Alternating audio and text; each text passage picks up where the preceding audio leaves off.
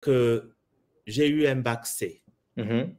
Et techniquement, en arrivant à Masuku, je devais faire la PC, physique-chimie, Mhm. ou bien la MP, maths-physique. Alors, je n'étais pas intéressé à la MP, je n'étais pas intéressé à la PC. Eh bien, il ne me restait qu'un choix, réellement, c'était la CBG. Par contre, je me suis dit, mince, mais comment est-ce que je vais m'en sortir en CBG? La CBG, techniquement, on allait là-bas quand on avait un bac D. Moi, j'avais un bac C. Bon, je me suis dit, bon, on va voir. On va aller explorer. Mhm. Et la première année, bon, ça s'est passé comme ça s'est passé. Il y a aussi tout un système à Masuku. Il y avait tout un système à Masuku. Bon, je ne sais pas si c'est toujours le cas aujourd'hui, Mhm.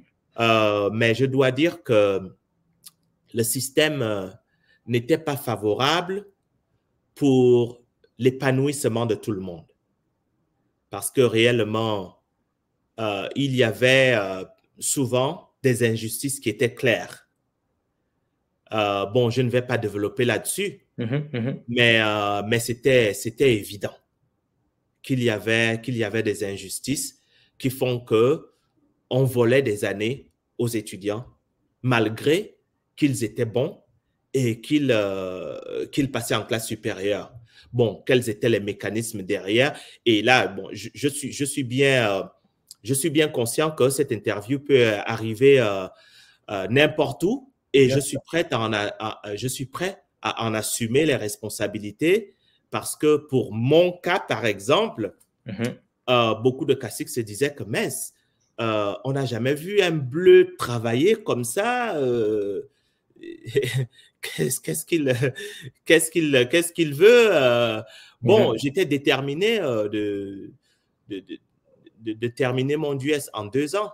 Mhm. Bon, malheureusement, le système ne l'a pas voulu. Et quand je dis le système ne l'a pas voulu, preuve à l'appui, quand je regarde les bulletins de notes, eh Mhm. bien, je me rends compte que, bon, le système a fait ce qu'il a fait Ouais. et je n'ai pas pu faire 2 sur 2 comme, comme les notes le, le prédisaient. Mais Mhm. bon, à cela ne tienne, euh, c'est pas, ça ne m'a pas empêché d'arriver là où je suis arrivé. Ok, très bien, très bien. Mais un peu plus tard, c'est-à-dire après ta formation à Masuku, tu vas t'envoler pour la France. C'est-à-dire que en vérité, après avoir pris ton diplôme de 2 ans, pourquoi tu ne commences pas directement à travailler? Qu'est-ce qui fait que tu quittes le Gabon pour la France? Alors, je vais un peu régresser. Mhm. Alors, dans ma régression, je vais dire que, OK, Masuku m'a volé une année. Mhm. Et quand j'arrive en CB2, je me suis dit, je vais quitter Masuku avec la manière. Et la manière, c'est que quand j'ai quitté Masuku, j'étais deuxième de ma promotion. OK? J'étais Mhm. deuxième de ma promotion. Et ce n'était pas une place volée. C'était une place méritée. Ceux qui étaient à, à Masuku avec moi à l'époque et qui Mhm. sont beaucoup des administrateurs aujourd'hui à différentes positions peuvent vous en témoigner. Mhm. Donc, euh, pourquoi je n'ai pas décidé de m'arrêter et de faire autre chose plutôt que Mhm. d'aller poursuivre mes études à l'étranger? Alors, à partir du moment où, à Libreville, j'avais déjà pris la décision que je vais arriver aussi loin que je peux. Mhm. À ce moment-là, je me suis dit, je vais arriver aussi loin que je peux. Et le DUS, qui est le diplôme universitaire d'études scientifiques, n'était pas aussi loin que je pouvais. OK. Je savais Mhm. qu'après le DUS, je pouvais aller en licence, en maîtrise, et pourquoi pas en DEA, si ce n'est en doctorat. Donc, la logique, j'ai demandé des inscriptions, j'ai placé des inscriptions un peu partout en Europe, enfin en Europe, en France, Mhm. et j'ai été accepté à l'université de Rennes 1. Et à ce moment-là, je savais que m'arrêter en licence ou en maîtrise, ce n'était pas ce que je voulais. Je voulais aller plus loin. OK, excellent. Mais alors, mais le truc, c'est que, n'oublie pas, tu nous dis qu'au départ, tu avais des problèmes de moyens. Comment tu organises ton voyage? Comment ça Alors, se passe? ça, c'est intéressant. À l'époque, quand j'étais à Masuku, vu Mhm. que mes parents avaient les moyens limités, Ouais. à l'époque, on avait quand même le privilège d'avoir des bourses Ah, OK. payées par l'État gabonais. Mhm. On avait ce privilège-là. Ouais. Et comme je savais qu'on était limité de par mes origines Mhm. familiales, Ouais. j'ai mis de côté tout ce que je pouvais mettre de côté Mhm. pour préparer mon voyage pour l'Europe. Et c'est d'ailleurs tout ce que je pouvais mettre de côté pour préparer mon voyage pour l'Europe qui m'a permis, en fait, de voyager, arriver en Europe et passer un peu à part. Bon, bien sûr, la famille un peu élargie a donné ceci, Ouais. cela et Ouais. On tout. connaît comment ça se Mais, passe dans les familles africaines. Ouais. mais, Ouais. le Mhm. gros, c'était mes économies que j'avais rassemblées quand j'étais à Masuku qui m'ont permis, en fait, Mhm. d'aller en Europe. Mais je suis parti en Europe avec une bourse gabonaise. Très bien. Très bien. Je suis parti en Europe avec une bourse gabonaise. Et à l'époque, on payait encore les bourses. Je n'ai jamais eu de problème de retard dans le paiement des bourses Wow. lorsque j'étais étudiant. Alors, mais quand même, je veux préciser ça. C'est-à-dire, à cette époque-là, c'était à l'époque de Bongo Père. C'est Oui, bien sûr. là où tout se Oui, passait encore bien au niveau du pays, là. oui, absolument. OK. Absolument. Excellent. Du Mhm. moins pour les étudiants, Mhm. franchement, au niveau de la fréquence de paiement des bourses, Mhm. on n'avait pas à se plaindre parce que moi-même, je l'ai vécu. Donc, Mhm. c'est pas des emprunts. OK, OK, très bien, très bien. C'est bon de le préciser parce que, en vérité, le fait de faire cette émission avec toi nous permet quelque part aussi, nous les jeunes, de faire un bond vers le passé. Ce que tu vois un peu, Oui, de comprendre ce que le Gabon a eu et que peut-être on est en train d'espérer que les nouvelles autorités vont remettre en place ce que tu vois un peu. Donc, absolument, voilà. absolument. Yeah. Et d'ailleurs, Mhm. dans ce sens-là, je vais saluer l'initiative de la restauration des bourses au niveau du secondaire. Mhm. Parce que je dois dire que lorsque j'étais au secondaire, je bénéficiais de ces bourses-là et ça faisait une différence énorme. C'était 24 000, Mhm. mais c'était 24 000 qui tombaient dans la poche de quelqu'un qui n'avait rien. Ouais. Donc, c'était quelque chose. Yeah. Yeah. Donc, c'est vraiment pour dire que la restauration de cette bourse pour les enfants, peu importe la quantité, Mhm.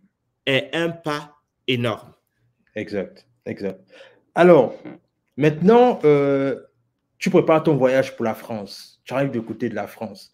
Toi qui as fait tout ton parcours dans le Gabon profond, on va dire ça comme ça, c'est-à-dire que tu es vraiment un produit net du Gabon, c'est-à-dire quand tu arrives en France comme ça, comment tu te sens en fait? Parce que c'est-à-dire que tu arrives comme ça dans un milieu comme ça en plein cœur de l'Occident, toi Mhm. qui étais attaché à tes origines avec ton père et ta mère et tout ce qui va avec, comment tu te retrouves dans cet environnement-là?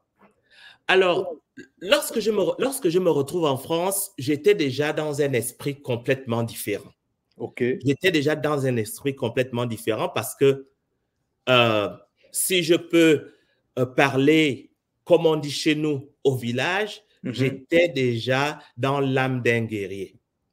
Très bien. J'étais déjà dans l'âme d'un guerrier, Mhm. c'est-à-dire que il fallait vraiment que cette épreuve soit plus forte que Dieu pour me surmonter. Parce que mon allié direct, c'était Dieu. Wow. OK? Mon allié direct, c'était Dieu. Donc, il fallait que cette épreuve soit plus forte que Dieu pour me casser.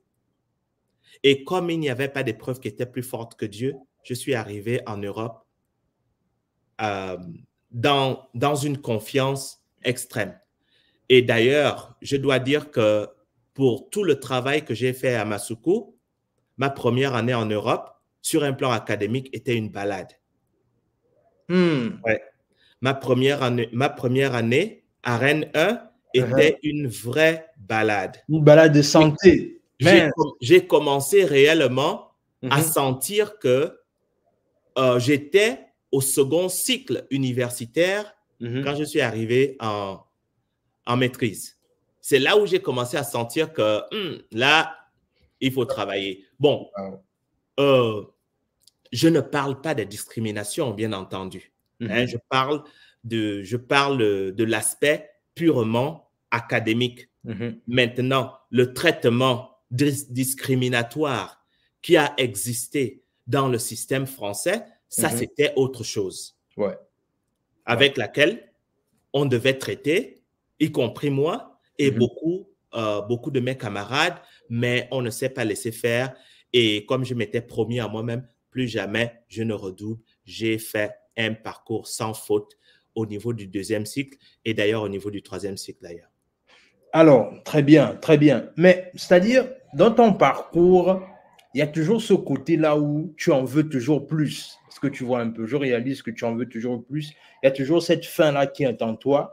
Parce que tu as eu ton diplôme de 2 ans. Après, tu vas pour la France. Comme tu nous dis également, tu fais encore un parcours excellent au niveau de la France. Mais tu ne t'arrêtes pas là. C'est-à-dire, tu décides de te dire que bon, je fais ce que j'ai à faire en France. Alors, est-ce que tu commences d'abord à travailler en France ou bien Non, je n'ai jamais travaillé en France.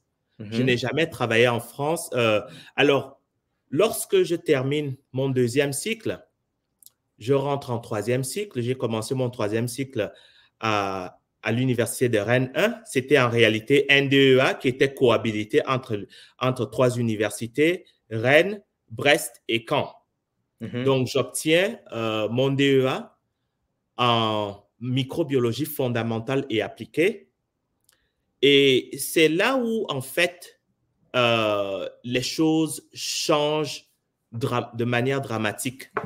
Parce que techniquement, lorsqu'on fait un DEA quelque part, on est censé continuer en thèse dans cet endroit-là. Mais souvenez-vous que j'ai dit avant qu'il y avait beaucoup de discriminations, des choses qu'on a expérimentées, qu'on a vécues. Donc, c'était des choses réelles. Ce n'était pas des choses fictives. Alors, avant que tu ne poursuives, j'ai quand même envie de te poser rapidement une question, celle de savoir, est-ce que tu as expérimenté de façon claire le racisme quand tu étais en France? Oh, absolument. C'est-à-dire, est-ce que tu peux raconter une petite anecdote là où peut-être tu es confronté à cette situation-là, en fait? Bon, par exemple, alors, j'avais décidé de me spécialiser en microbiologie. J'avais décidé de me spécialiser en microbiologie. Et la microbiologie, c'est une matière fascinante. C'est une matière fascinante. C'est une matière que je respirais, que je buvais, que je mangeais. J'étais microbiologiste dans la chair. Alors, on avait un professeur à l'université de Rennes 1, mais ce professeur-là, vraiment, il était... en fait, on ne pouvait pas être plus clairement raciste que ça. Et lui, il m'a prouvé par A plus B que, bon, je ne veux pas de toi dans ma classe, OK? Wow. Par contre, ce qui était intéressant, c'est que malgré tout ce qu'il faisait pour me décourager, cela ne me décourageait pas. Et en fait, ce professeur-là n'avait jamais réussi à me faire échouer parce que simplement, le travail était trop bon. Parce qu'à un moment donné, même quand on veut, si par exemple vous méritez 10, c'est facile de vous faire échouer. OK? C'est facile de vous faire échouer parce que le professeur a une marge de subjectivité. D'accord? Donc, il peut dire que, bon, ce 10, ce n'est pas un 10, c'est un 8. Qu'est-ce que vous allez faire? Vous n'allez rien faire. OK? Et on est en France. On n'est pas aux États-Unis. D'accord? Si vous méritez 12, il peut vous dire que, OK, bon, je vous donne un 10. Qu'est-ce que vous allez faire? Mais par contre, si vous méritez 14 ou 16, bon, là, il va falloir quand même tirer par les cheveux. Bon, que je n'en ai pas. OK? Il va falloir vraiment tirer par les cheveux pour vous faire échouer. Et c'est ce qui se passait avec ce monsieur-là. C'est que s'il avait une marge de manœuvre pour me faire échouer, il m'aurait fait échouer.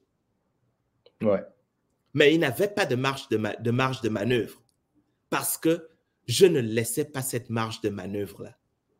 Alors, les rapports de travaux pratiques, je peux vous en montrer. Mes camarades de classe, c'était des petits Français de Bretagne. Et bon, on était partenaires et on écrivait des rapports, le même rapport rédigé. Vous voyez qu'une personne a une note, une autre personne a une autre note. Et là, on se pose la question, qu'est-ce qui se passe? Le même rapport. Alors, ce qui est encore d'autant plus frappant, c'est quand c'est Jean Ngouan qui rédige le rapport. Aïe. OK? Parce qu'on est en équipe. C'est moi qui rédige le rapport. Alors, je rédige le rapport, mais j'ai une note moins que mes partenaires. Comment est-ce qu'on explique ça? Ouais. OK? Est-ce que j'ai écrit un E à l'envers? Est-ce que j'ai écrit un F à l'envers? Et pendant cette période-là, est-ce qu'il y avait d'autres Africains qui étaient aussi avec toi dans la même promotion? Bon, en microbiologie, on n'était pas nombreux des Africains.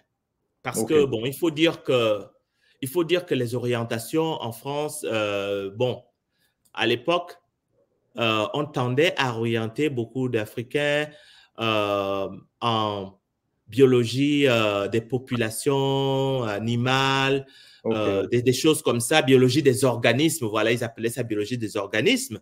Mais pour aller en biologie cellulaire et physiologie, ça, c'était une autre paire de manches. Parce qu'il fallait véritablement être... Bon, il fallait faire cette preuve pour aller en biologie cellulaire et physiologie où je suis parti.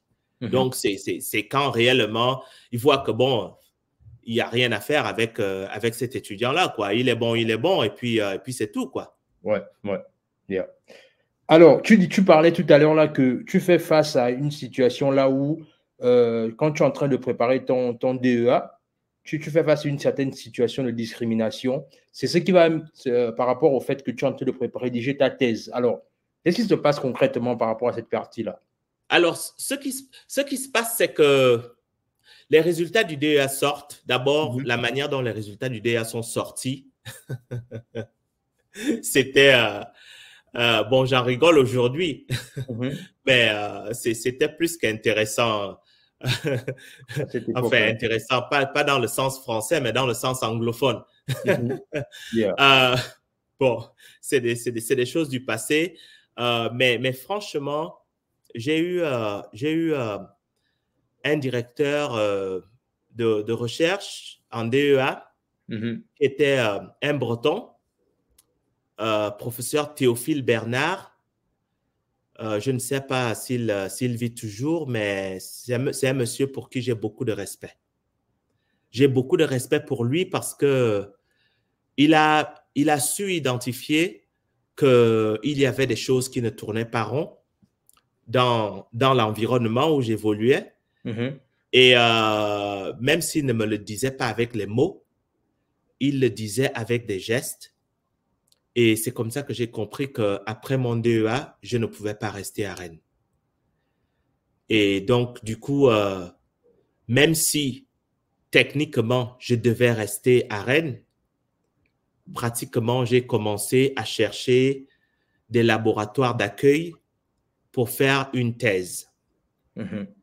Normalement, dans ces conditions-là, vous êtes d'une certaine manière accompagné par vos mentors, mais j'ai dû me retrouver à faire les démarches seul.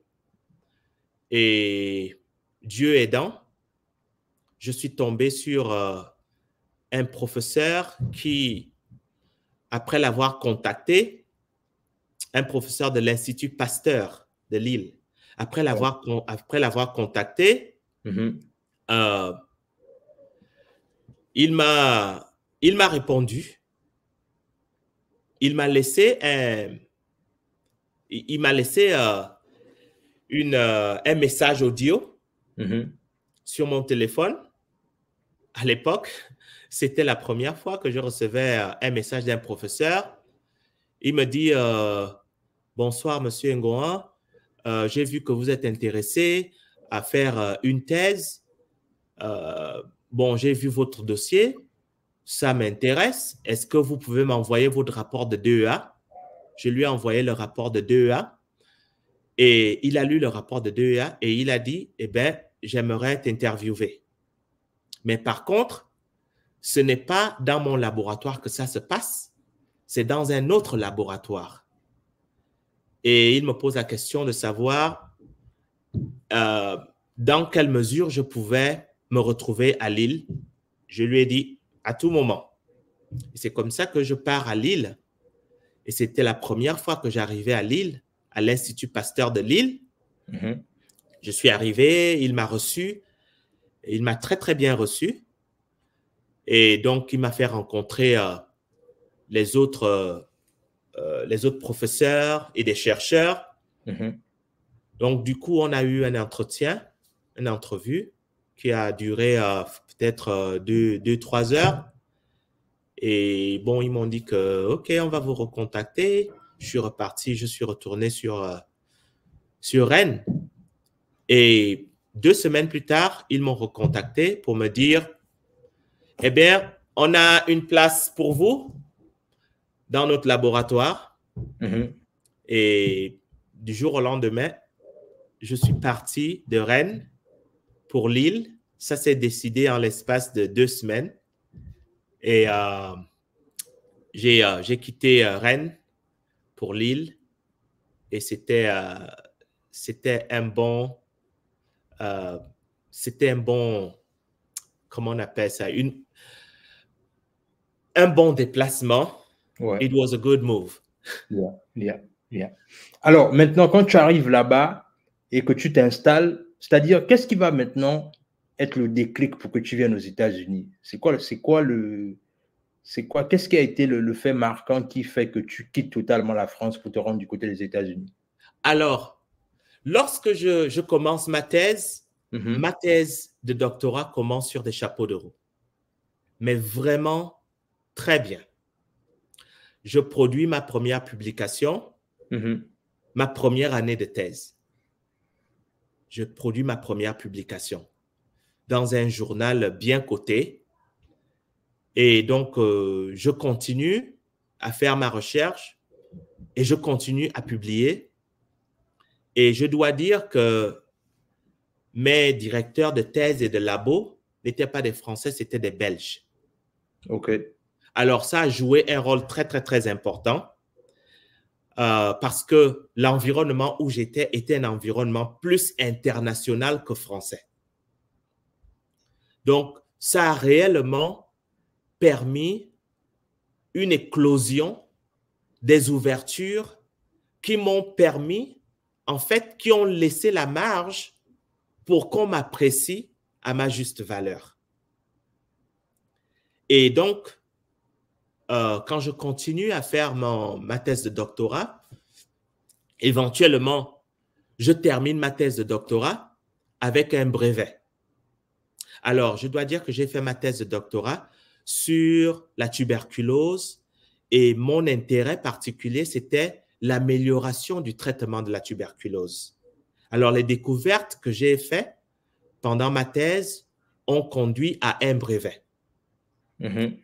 Donc, cette découverte a ouvert des portes qui ont fait que d'autres universités à travers le monde ont vu le travail que j'avais fait. Et quand je contactais les universités et les laboratoires de recherche, ils étaient intéressés, évidemment. Ils voulaient écouter mon histoire, ils voulaient savoir ce que j'avais fait, comment j'avais fait ça. Et donc, bon, j'étais ouvert à tout le monde. Et éventuellement, je me suis orienté vers les États-Unis. Et pourquoi je me suis orienté vers les États-Unis? Parce que je ne me voyais pas vivre en Europe, parce que je connaissais trop bien la France pour vivre en France, parce que étant quelqu'un qui en veut, je ne supporte pas qu'on me mette un plafond au-dessus de la tête. Parce qu'à partir du moment où on vous met un plafond au-dessus de la tête, quelles que soient vos ambitions, vous ne pouvez pas aller plus loin que ce plafond-là. Je savais déjà d'entrée de jeu que l'Europe, en fait, était une condition où il y avait un plafond au-dessus de la tête. Je voyais tout autour de moi ceux qui avaient terminé, qui étaient excellents, mais qui avaient un plafond au-dessus de la tête. Ouais. Je savais par contre que je voulais améliorer mon anglais et je savais aussi, comme un chanteur français le disait là-bas, OK? Cette chanson là-bas, tout est à refaire, tout est possible. Il n'y a pas de plafond au-dessus de vous. Votre limite, c'est votre imagination. Et je me suis dit, bon, ben, on va aller là-bas. Exact. Alors, mais quand même, j'ai quand même envie de te poser la question là, avant qu'on avance, c'est au-delà du fait que tu performes comme ça et que tu vas d'excellence en excellence, est-ce que l'État gabonais a toujours un regard sur toi pendant cette période-là? Parce que n'oublions pas que tu es quand même une valeur ajoutée dans l'histoire du Gabon. C'est-à-dire que, est-ce que l'État gabonais continue à te suivre ou bien peut-être propose de te coopter pour que tu ne vas pas devenir quelque part une fuite de cerveau quelque part? Qu'est-ce que l'État te propose pendant cette période-là, en fait? Alors, la réponse directe, c'est non. Wow. La réponse directe, c'est non. OK? L'État gabonais ne s'intéresse pas. Je fais des approches, mais des approches sans résultat. Quand je viens aux États-Unis en 2003, octobre 2003. Je soutiens ma thèse en octobre 2003. J'obtiens mon postdoc 6 mois avant avoir soutenu ma thèse. Donc, j'avais déjà un contrat d'embauche aux États-Unis 6 mois avant d'avoir soutenu ma thèse. Wow. Donc, quand je viens aux États-Unis, dès que j'arrive aux États-Unis, j'envoie mon dossier au Gabon, une demande d'emploi. On était en 2003. C'est en 2007 qu'on me contacte pour me dire que votre demande manuscrite, vous l'avez tapée et imprimée, elle doit être manuscrite. Elle doit être écrite à la main. Alors, donc, vous comprenez, entre 2003 et 2007, ça fait quand même un certain temps pour qu'on me dise que votre demande manuscrite doit être écrite à la main, pas imprimée et signée. Non, elle doit être écrite à la main. Je dis, OK, bon, on va écrire. Donc, mon courrier, ma demande d'intégration, je l'écris à la main, je l'envoie, ça prend un autre temps. Et finalement, bon, quelqu'un qui était représentant de l'antenne de l'USTM à Libreville me contacte et me dit, Jean, ton poste budgétaire a été attribué. Est-ce que tu le prends? Qu'est-ce que tu fais? Je dis, wow, ça c'est super. Ben, je le prends. Eh bien, je pars au Gabon. Et à l'époque, je suis à Hawaï, à l'université Brigham Young, Hawaï. Et quand je vais au Gabon, je me dis, je vais me mettre au service de mon pays. Je signe la prise de service et je commence le travail jusqu'à ce que, en 2010, eh bien,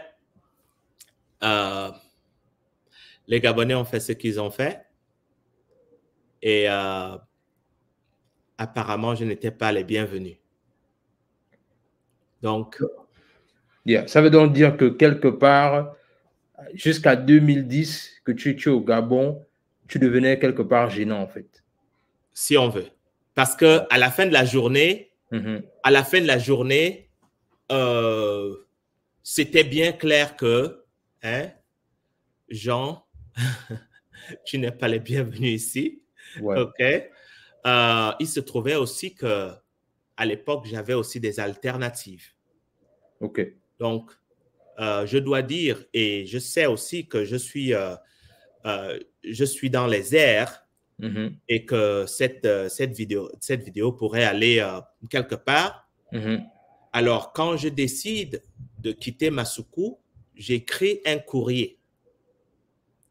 J'écris un courrier au recteur, au chef de département et au doyen pour leur dire que, bon, considérant le traitement qui m'a été offert, je pense que vous n'avez peut-être pas besoin de moi maintenant, mais quand vous aurez besoin de moi, vous me dites.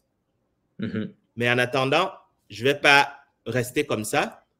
Je vais aller me débrouiller ailleurs. Et c'est comme ça que je suis venu aux États-Unis et que j'ai décidé de prendre un poste permanent dans une université américaine. Parce qu'avant cela, je n'avais pas de poste permanent dans une université américaine. Wow. Excellent, excellent. Mais quand même, la question que je vais quand même te poser, parce que là aussi, on va développer ça quand on va commencer à parler de ton ONG, mais parce que, alors, quand tu arrives aux États-Unis, c'est-à-dire comment se fait l'intégration pour toi? Parce que aujourd'hui, on a beaucoup de jeunes qui performent dans la communauté, notamment au niveau des études également, qui ont pratiquement le même parcours que tu as eu. Mais est-ce que tu peux un peu nous expliquer les rouages que tu as peut-être pris dans le sens là où ce qu'il y a, parce que quand je t'entends parler, je réalise que c'est-à-dire que c'est comme si ton parcours académique a pratiquement fait tout le travail pour toi en fait. C'est-à-dire, qu'est-ce qui a facilité ton arrivée aux États-Unis en fait et surtout ton intégration aux États-Unis? Alors, ce qui a facilité mon intégration aux États-Unis, c'est mon désir ardent d'aller chercher ce qu'on appelle chez nous la niaque. Alors, lorsque je soutiens ma thèse, je savais déjà que je voulais faire ce qu'on appelle un postdoc. Alors, c'est quoi un postdoc? C'est une expérience postdoctorale. OK. D'accord? C'est une expérience postdoctorale qui est en fait, dans des termes simples, le premier emploi qu'un docteur peut avoir après avoir soutenu sa thèse. OK. Donc, c'est un peu comme un stage de luxe, si on veut, parce qu'on OK. est payé quand même, on est quand même payé de manière décente, mais on n'a pas tout le salaire que quelqu'un qui a un contrat à durée indéterminée. Donc, bon, quand j'arrive sur place, mon premier défi, c'est le défi de la langue. Parce que venant d'Europe, je ne parlais pas couramment anglais. Je ne parlais pas couramment anglais, mais quand je suis arrivé aux États-Unis, dans mon laboratoire, mon chef de labo était intéressé par mes performances professionnelles. OK. Donc, c'est ce qui l'intéressait. Est-ce que je savais parler anglais ou pas? Ce n'était pas son problème. Lui, il était intéressé par ce que je devais faire sur un plan technique à la paillasse. C'est ce qui l'intéressait, ce que j'apportais dans son laboratoire. Et donc, je lui apportais ça. Et moi, j'apprenais l'anglais comme ça, dans le tas. Et je peux vous garantir que ce n'était pas facile. Yeah. Ce n'était pas facile. Mais qu'à cela ne tienne, en mi-parcours, ou vers la fin de mon postdoc, j'ai commencé à m'intéresser au monde académique. Et en m'intéressant au monde académique, j'ai commencé à chercher des opportunités d'enseignement. Et je peux vous dire qu'avec mon anglais limité, ce n'était pas rigolo. Ce n'était pas rigolo.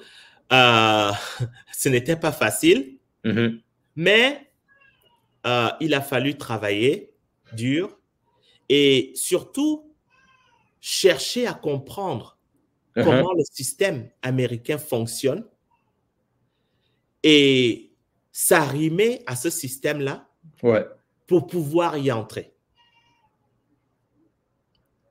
Wow. Donc, c'est ce que je peux dire pour l'instant. OK, d'accord. Alors, maintenant, quand tu es rentré dans le système américain et qu'au final, tu parfais ton anglais et que tu finis finalement par devenir un professeur plein au niveau des États-Unis, c'est-à-dire, tu ne vas pas te limiter à ça. Il y a comme un appel qui va venir en toi dans le sens là où tu vas décider de créer une ONG. Est-ce que tu peux nous parler d'abord de ton ONG, premièrement d'abord? C'est quoi ton ONG? Alors, mon ONG s'appelle ECASA Bridging the Gap.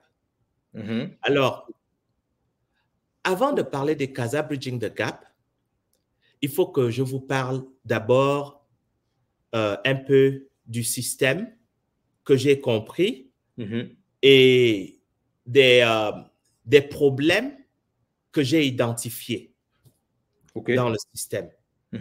Alors, lorsque je me familiarise avec le système éducatif américain, je me rends compte d'une complexité extrême.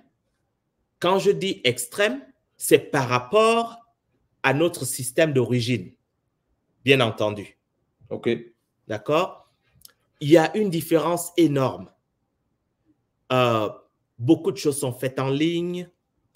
Beaucoup de choses sont faites avec des systèmes de gestion des enseignements.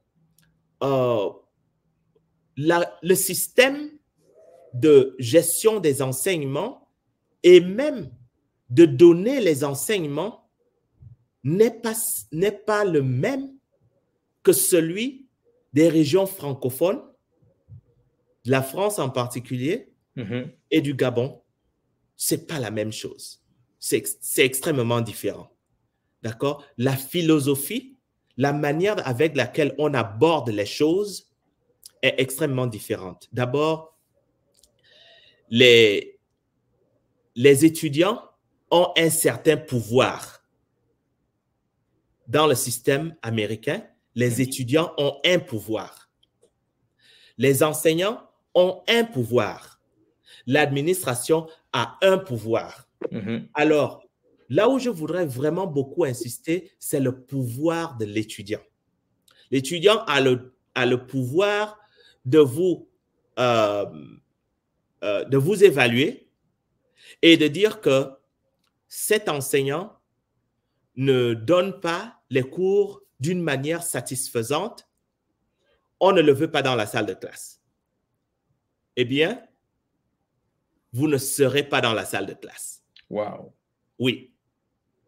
Ce n'est pas des choses qu'on m'a racontées, c'est des choses que j'ai vues. OK? Donc, le fait que les étudiants ont un certain pouvoir de permettre ou de tolérer un enseignant joue un rôle très important parce que la dynamique change. Alors, donc, au fil du temps, j'ai compris comment le système américain fonctionne et j'ai commencé aussi à regarder comment les étudiants américains qui ont tout fait aux États-Unis, c'est-à-dire ils sont nés de parents américains, ils ont grandi dans les écoles américaines et ils sont dans des universités américaines, je me rends compte à quel point les étudiants même américains ont des difficultés pour s'arrimer au système de l'enseignement supérieur. Parce que au niveau du primaire et du lycée, il y a un accompagnement qui se fait pour les étudiants. Donc, cet accompagnement qui se fait au niveau du primaire et du secondaire n'existe pas au niveau supérieur. Donc, ils se retrouvent comme livrés à eux-mêmes, même s'il y a des mécanismes pour pouvoir leur apporter de l'assistance, mais ce n'est pas tous les étudiants qui comprennent comment ces mécanismes fonctionnent. Donc, ça, c'est la première brèche que j'ai observée. La deuxième brèche que j'ai observée, c'est à l'endroit des étudiants internationaux. Ces étudiants internationaux qui arrivent de d'autres systèmes, système asiatique, système africain, système européen, qui se retrouvent ici et en fait qui sont complètement perdus. Mais alors perdus. Et donc, du coup, je me pose la question, mince, lorsque ces étudiants qui arrivent de leur nation d'origine viennent ici aux États-Unis, quel est le système de préparation qui existe pour les aider à naviguer le système d'une manière qui leur permet de réussir leurs études sans trop d'encombre? Eh bien, ayant observé, et ça fait plus de 17 ans quand même que je suis dans l'enseignement supérieur aux États-Unis, je peux vous dire que la proportion d'étudiants qui ont du mal à s'en sortir, qu'ils soient d'origine américaine ou pas, est forte. C'est d'ailleurs pourquoi, quand on regarde le nombre d'étudiants en première année, par exemple, sur une classe de 100 étudiants en première année, seulement peut-être 30% vont arriver à obtenir une licence. Qu'est-ce qui se passe avec les autres? Eh bien, ce qui se passe avec les autres, c'est qu'ils sont perdus. Et il y en a qui disent que bon, ça c'est trop compliqué pour moi, ça c'est pas pour moi, moi je vais aller chercher du boulot. Et vous savez comment ça se passe aux États-Unis? C'est facile. C'est facile d'arrêter les études et d'aller trouver un travail quelque part. C'est très, très, très facile. Considérant le coût des études. Donc, tous ces défis que les étudiants rencontrent, j'observe tout cela, mais j'ai aussi dans mon âme un désir de voir les étudiants qui investissent leur temps réussir leurs études. Parce que ça me fait quand même mal qu'un étudiant dépense beaucoup d'argent pour qu'à la fin de la journée, il ne sorte pas de l'université avec un diplôme. C'est pas juste. Et c'est comme ça que je décide en fait de mettre en place une structure qui s'appelle ECASA. ECASA, c'est un mot fort. qui veut dire pont ou passerelle. Alors, ce pont-là, cette passerelle-là, c'est pourquoi? C'est pour aider les étudiants qui ont du mal à s'en sortir pour trouver des repères et qu'ils s'en sortent. Alors, je ne sais pas si vous pouvez voir le logo sur ma chemise. Oui, oui, j'en ai, ouais.